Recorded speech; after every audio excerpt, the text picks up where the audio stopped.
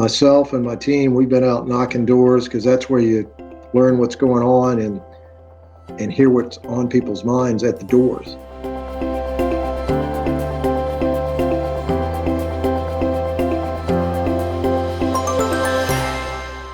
Good day, I'm Buddy Bishop. I'm the chairman of the Goochland County Republican Committee. In one of the most incredible years, as I look at my effort over time to be involved and understand what's going on and to make a difference where I can with politics in my community of Goochland. Going forward, as we move through 2023, we've got so much on the line, and it's not just local, it's also on the state level. There's the goal of keep the House, flip the Senate. And there's a particular seat that has become considered as the epicenter of this is how it will work. The 57th House District. Our Republican nominee, David Owen, he's in my committee. He's been one of my mentors, and he's been working very hard, and we're going to find out more about that. And let's go ahead and introduce him. David, welcome to our program of Elections 2023. You're the nominee for the Republicans, and you're in a high crucible pressure point of being the way to save the state. I mean, how's that for pressure? How does that look from your perspective? Well, Buddy, thanks. You and everybody else continue to point that out to me. And so when I wake up in the middle of the night and feel like I should be out knocking doors, I'm going, well, it's probably too early to go out before the sun comes up. But myself and my team, we've been out knocking doors because that's where you learn what's going on and hear what's on people's minds at the doors. So you're actually, as I understand it, you're growing new calluses on your knuckles with the knocking that you're doing. So when you're doing that and you're gaining the calluses, you're also gaining perspective of the folks you're talking to. What are you seeing, and how is it affecting does your message evolve, let's say, as you go through these experiences? Well, it does. And actually the callus is on the end of my index finger from ringing the doorbells. Oh, doorbell. Okay. And pushing the Ring doorbell and doing infomercials on Ring cameras. So,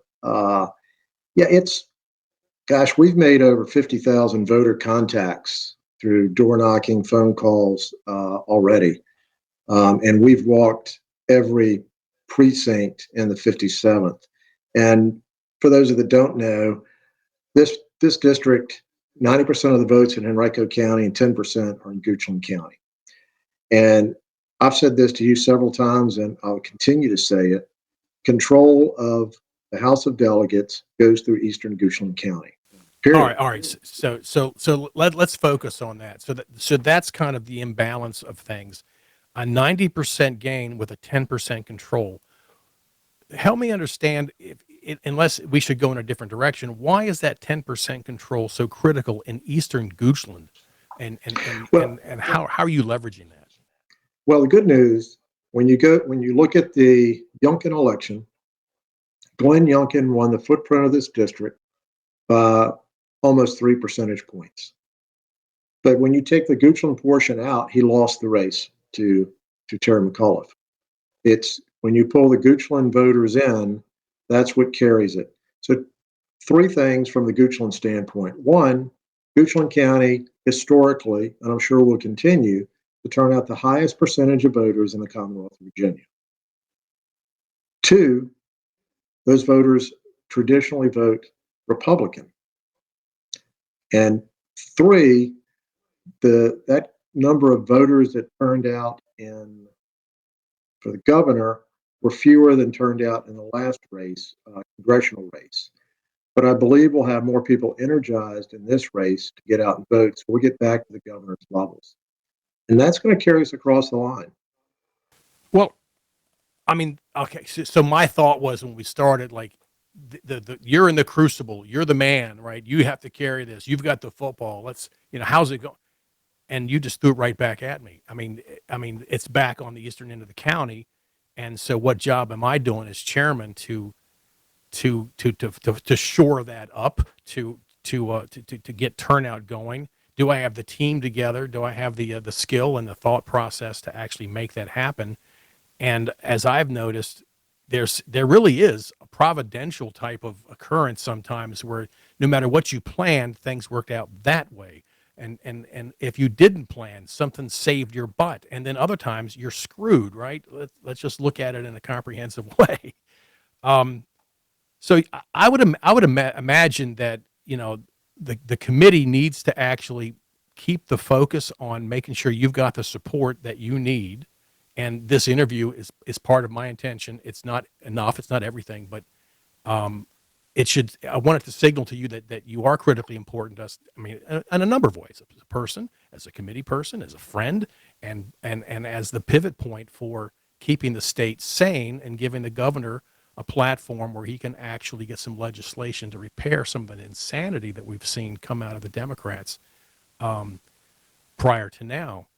So, in your goals and your plans, I mean, I would imagine you've got to take the seat, and then you have to look at what you do with the seat. Do I have that understood correctly? Well, correct.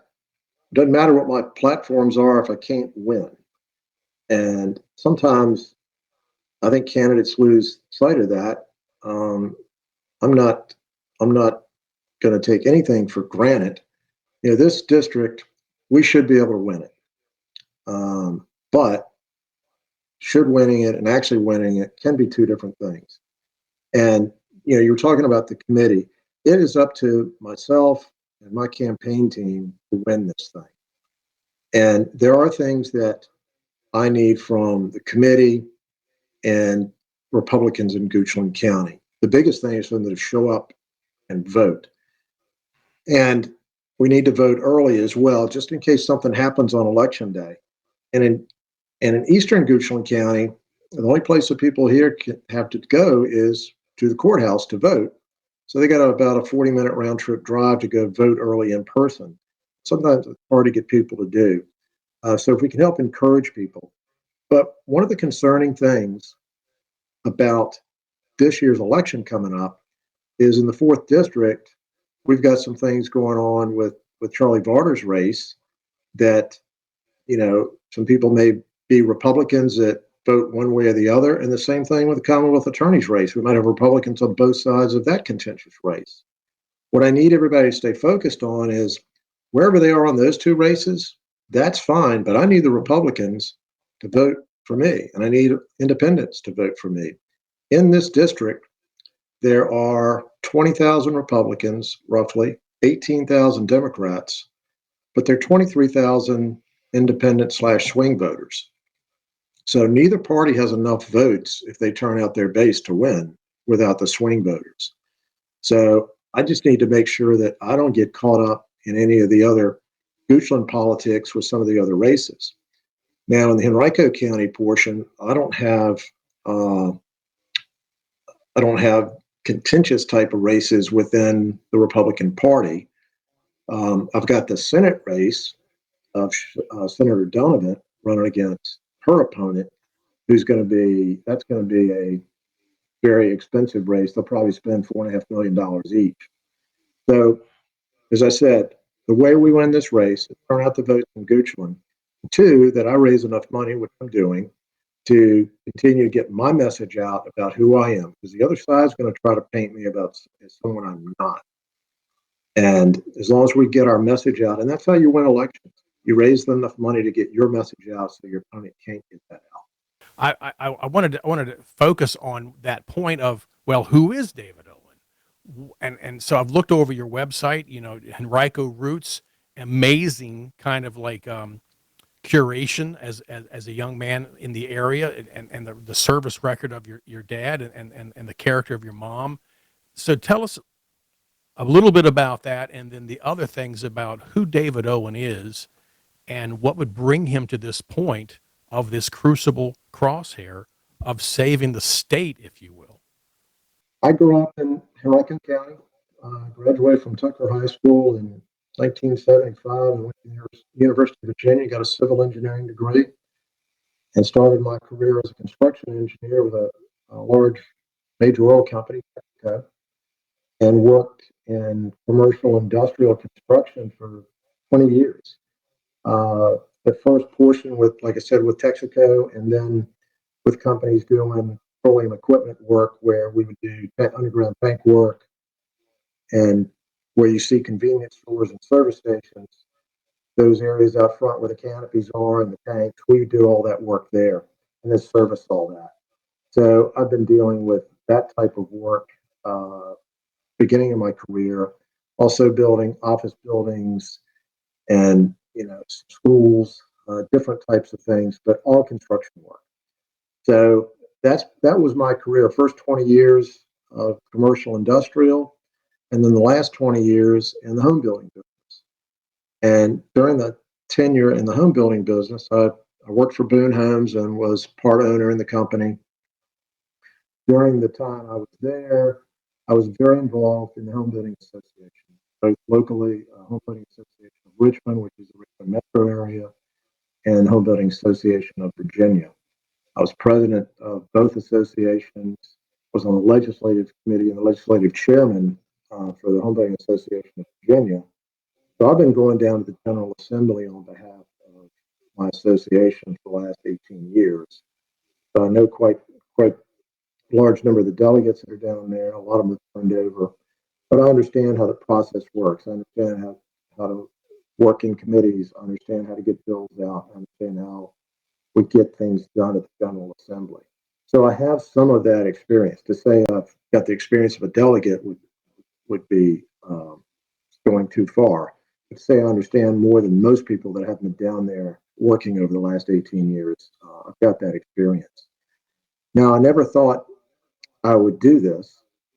As I said, I've always been involved on the side of going down and advocating for bills I believe in or my industry. But I stopped working full time in March of 2021. We had sold the company, and I fulfilled my contract there. I left a little bit early. And that year, I finished out my tenure with Home Building Association of Virginia as president. And then redistricting came about, and I got a phone call from a couple of people said, "Hey, you now live in a vacant House district and a vacant Senate district. Why don't you think about running for the General Assembly?" And I looked at that. The Senate district would have been in Senate District 10, which really didn't make any sense because I didn't have a sphere of influence really in that area, just the Goochland portion of it. And I've only lived here in Goochland for the last almost 5 years this Thanksgiving. And the rest of my life, I've lived in Henrico County, a little bit down in Virginia Beach Tidewater. So the House 57th is a footprint where I'd worked for the last 20 years building houses. And prior to that, most of my whole career and grew up with the Henrico portion and the Goochland portion. So it made sense. And I looked at it and I said, well, during my career, I'm one of the people, my wife said I was a workaholic. And I guess when you get up at 4 a.m, get to the office at 5 and get home at 7 and work weekends, it kind of falls into that. So I didn't have a lot of civic things that I had done during my career. So I said, well, this is my time to give back.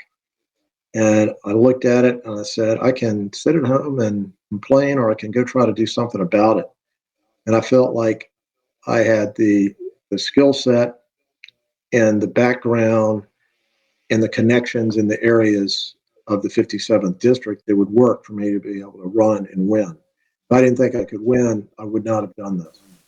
No, I hear that. So, but I have an interest in this balance between you spent time in the sphere of the state house, as a professional, not as a professional legislator, an elected legislator. And then there's that old discussion about, well, experience is the best. And then we've seen some amazing things happen when people who had zero experience go in and just knock it out of the park. And so there's that tension between that. But even so, you can't discount knowledge and experience with how things actually work. So that's what I'm interested in learning more about. How do you see that? And let's say that they're not necessarily equatable. If you go in clean and zero, what type of on-ramping does it take? And how does the years of interactive experience in that arena, with the professional business experience you had, how does that compare to an abrupt on ramp as a new delegate and someone who knows the folks, knows the ropes, knows the process? And I'm really interested in how you would just summarize that.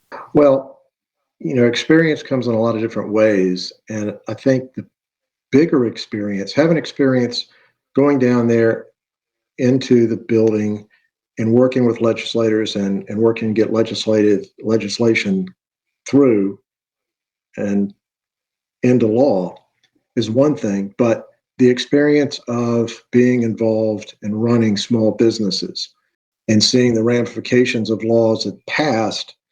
And when my platform is really very simple and never a platform that I thought I would need to run on or anybody would need to run on. And my platform, as I said, is simple.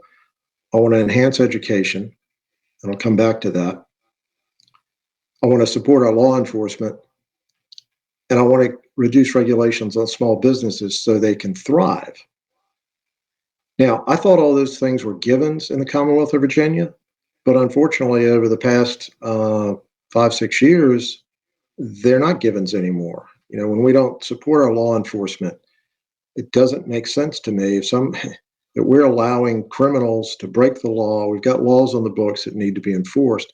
But from the small business side, as we know, small business provides a majority of jobs in this area and in this country.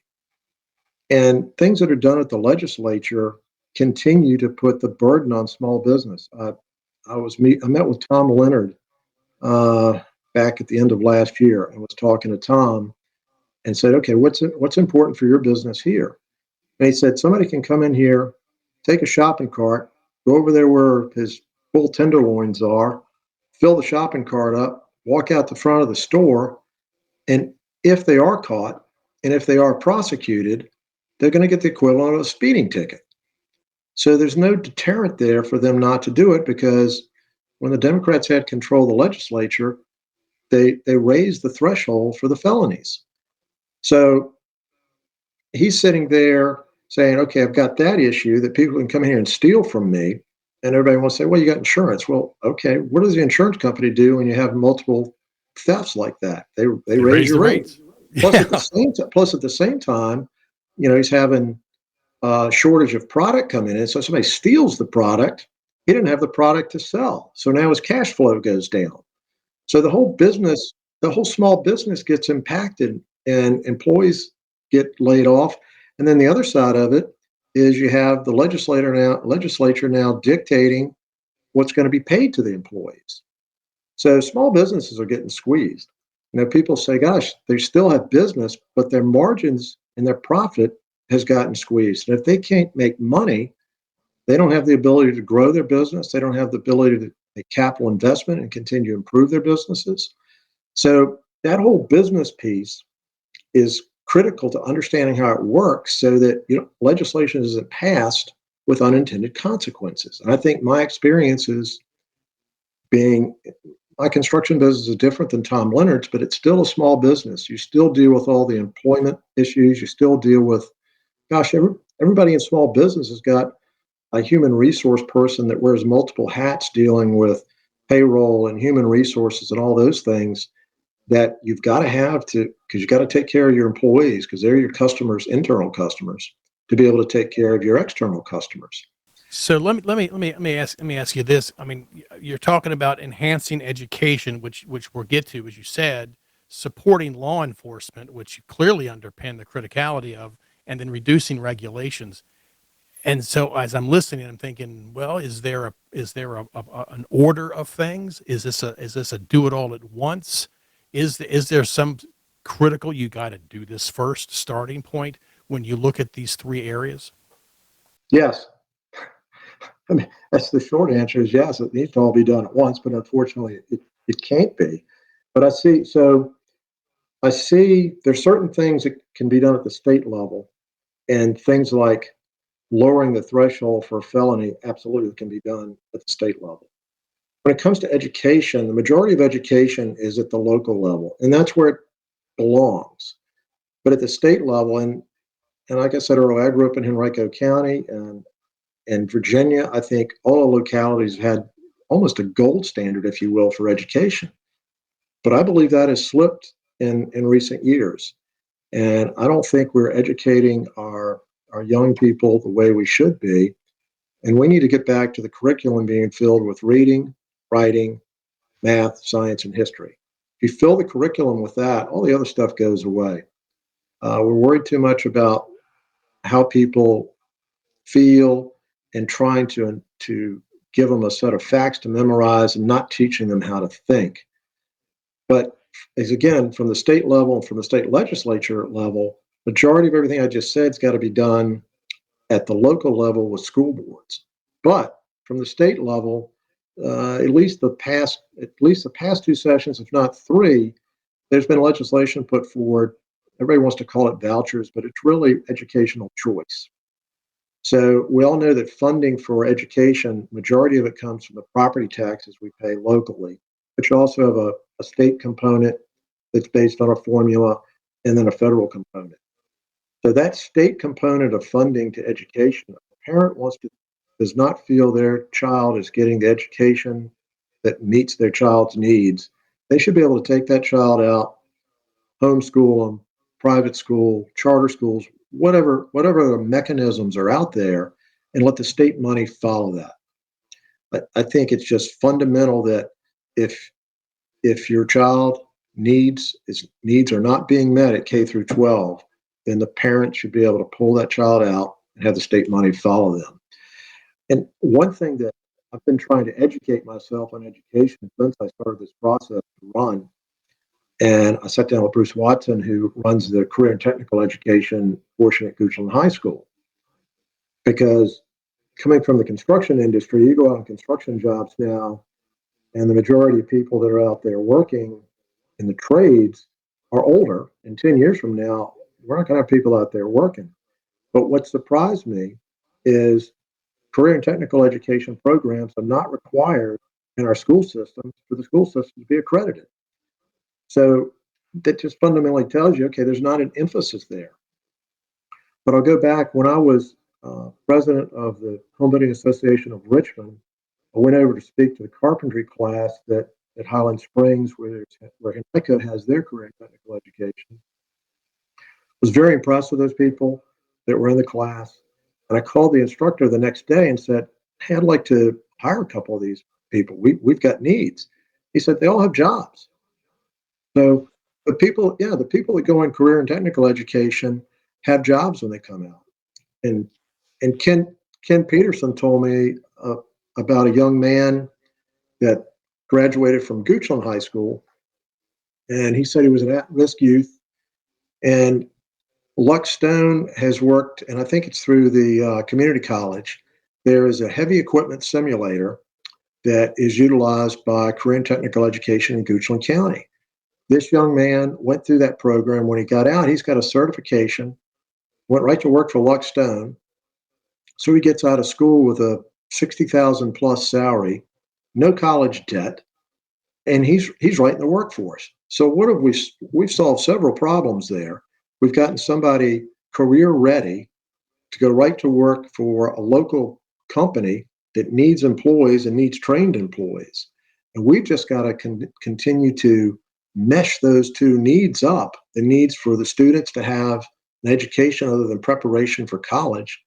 And I'm not advocating that students shouldn't go to college, but that's not for everybody. And not everybody has the same career path or same educational path.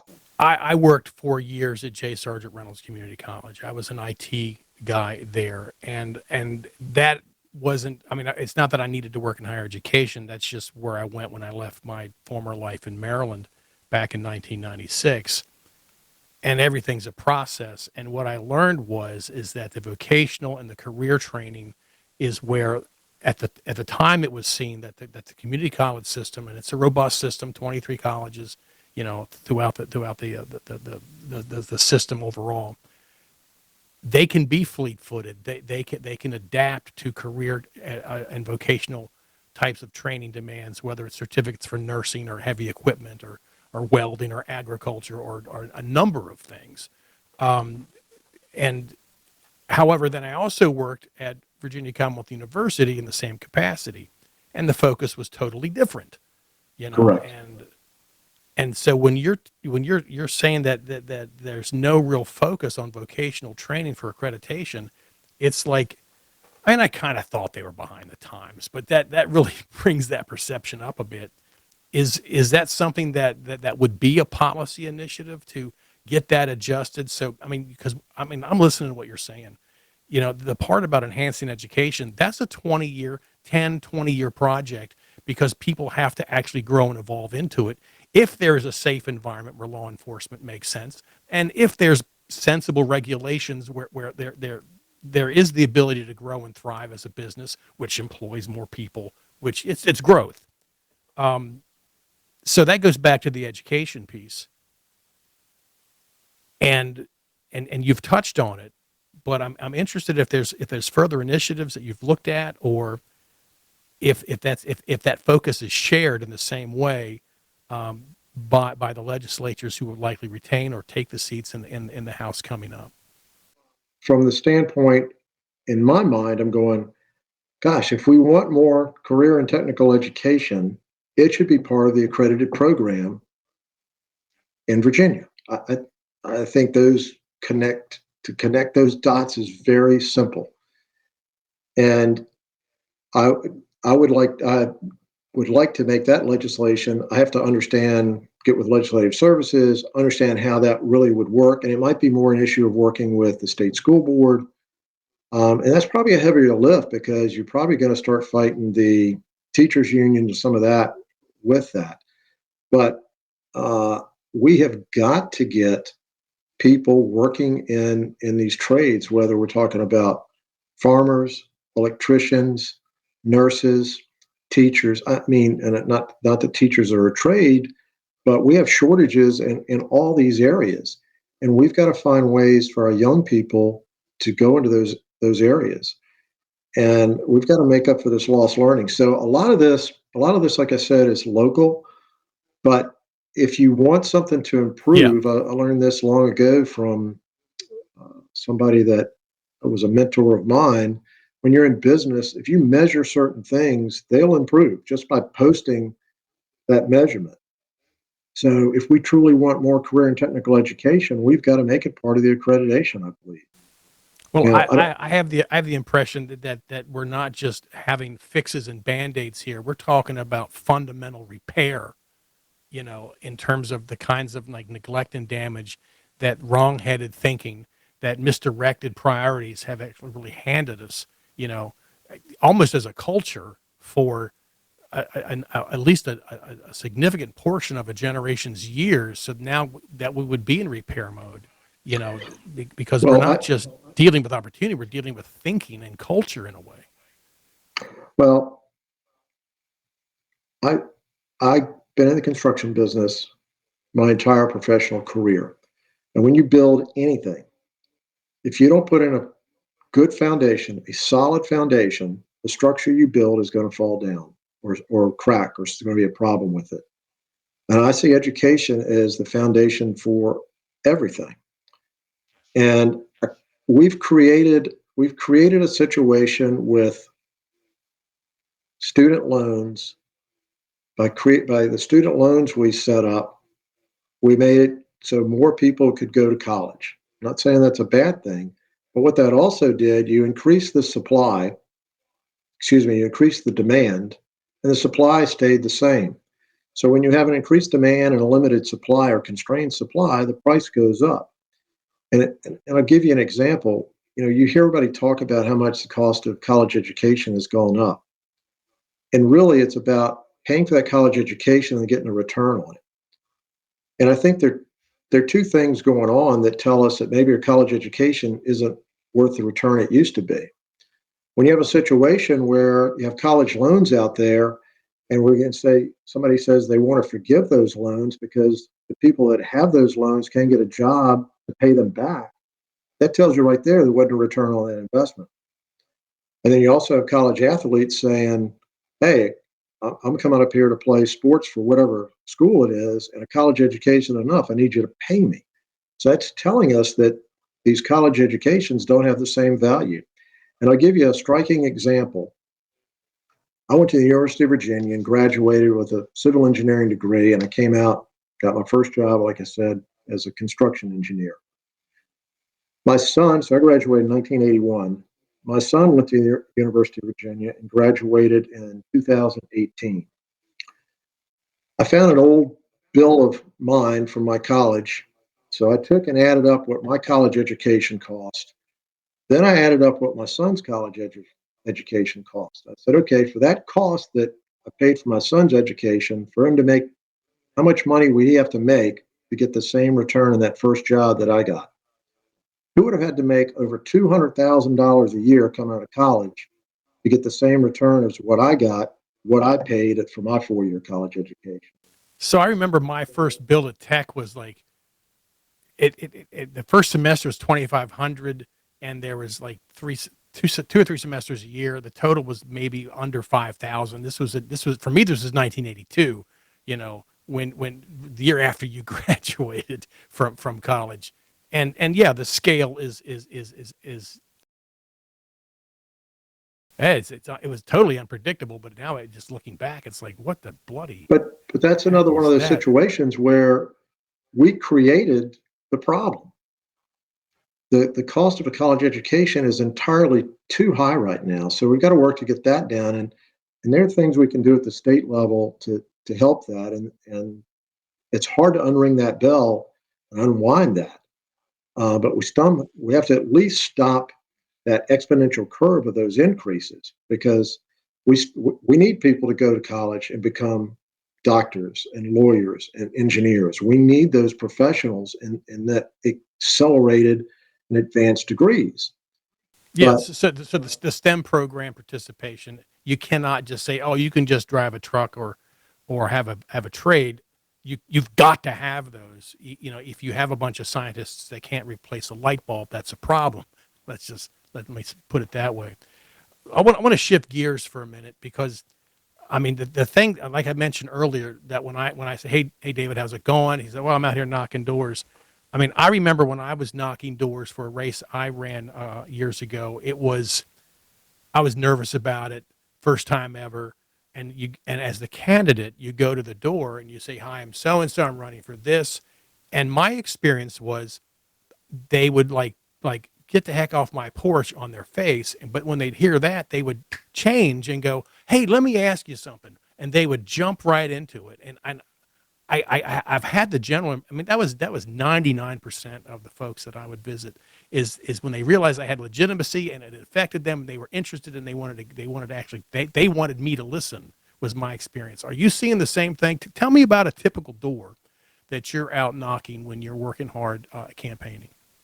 There's no such thing as a typical door. I wish there was. It's a mixed bag, and it depends sometimes on what's going on in national news. As an example, I'll give you the week that Donald Trump was being indicted in New York, and the indictments all run together now, but this was back several months ago. That week, I'd knock on a door and I'd say, I'm the Republican. And before I got anything else out of my mouth, they weren't rude, but they'd say, I'm sorry, as long as Donald Trump's a Republican, I'll never vote for Republican again, and politely close the door. That was that week, and that week only. And then when that national news died out, that went away. So depending on some of the national news that comes up, things like that occur. I was out knocking doors. There have been several incidences in Henrico County schools with guns. And Deep Run High School was actually shut down at one point, and Holman was shut down. And I was out knocking doors those days as well. And when those days were out there, I actually had women at the door who answered the door. And so that was the issue that was on their mind that day. So you get those spikes based on things going on either that day locally or that day in the national news. But when you step back, and I've knocked thousands and thousands of doors, which when I knocked the first door, I never thought I would make that statement that I've knocked thousands and thousands of doors. Isn't that something? And it happened before you knew it, right? I mean, suddenly you've got the track record, you've got the hours and the miles logged, and what is it now? It's August, and that's just weeks away from let's play and let's get this counted and let's get some guys seated. It's amazing. This is Friday, August 4th, 7 weeks from today, early voting starts, which is hard to Wow. believe. But Wow. now that I've knocked all those doors and I've told you some of the little things, nuances that come up because of what's going on that day, the three big things that come up consistently that are issues for people: the economy, and whether they say the economy, gas price, grocery prices, inflation, it's that. That's one of the top things that comes up. And the second one that's there is education. And the nuances under education are some of the things we've already talked about, but also the parental involvement. Those are the three things that come up consistently at the doors that are concerns for people in the election this year. And then those are 1, 2, and 3. 3A or 3B would be the comment that I'm tired of all the bickering. I would just want to see things get done. Which I love it. I love it when they say that, because I say, well, that's why I'm running. Okay. When they tell me that, I say, I have the same feelings you do. I said, I could stay at home. I don't need to be out here sweating through every piece of clothing I have on these hot days. Now, the last few days have been beautiful for knocking doors, but last week was, I've lost a lot of weight, had to buy some new clothes, and every time when I come home, I have to throw them in the washing machine and launder them. But when people say that they're tired of the bickering, they're tired of that, that's when I tell them, look, I agree with you. When one side draws a line, stands behind it, and the other side draws their line, everybody yells at each other, absolutely nothing happens. There's consensus on a lot of the issues that we worry about here in the Commonwealth of Virginia. And we can take that consensus and turn it into action plans and turn it into results. And well, I think what you're describing, yeah, it makes sense. There's real problems. There's the ability to pay bills. There's the ability to make money to pay the bills, to pay for the gas, and then the inflation issue, and then the education system. It's clearly been whacked to the point where the folks that have controlled it have ruined it or broken it or damaged it, and it's got to be put back. And Youngkin's on ramp with a faux pas from McAuliffe. He says, well, parents have no business being involved in their children's curriculum.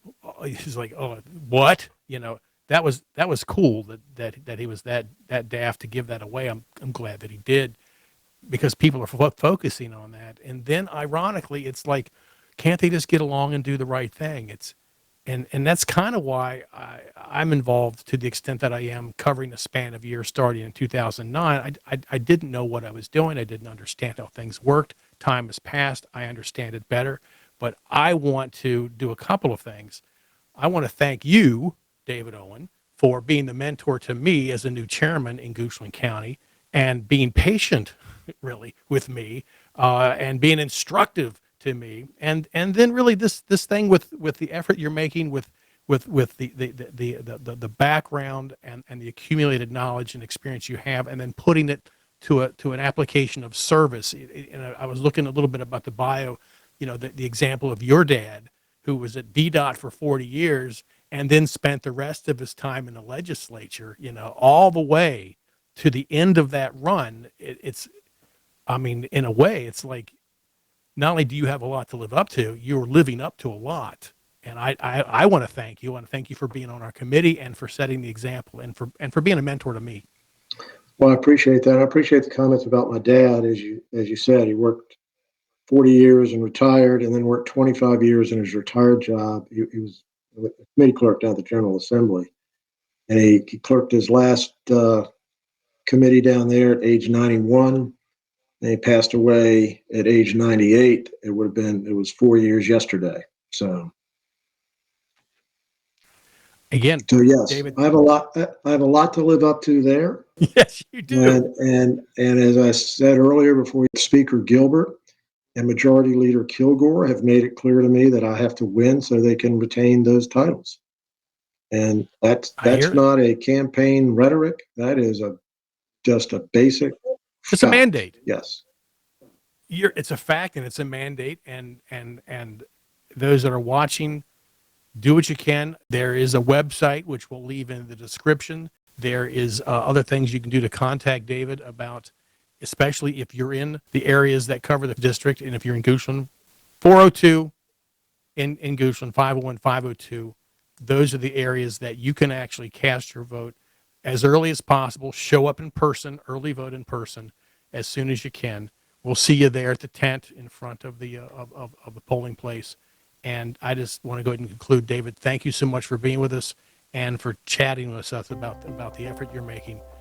Buddy, thank you so much for your time. Appreciate the venue. You bet. Take care. Thank you.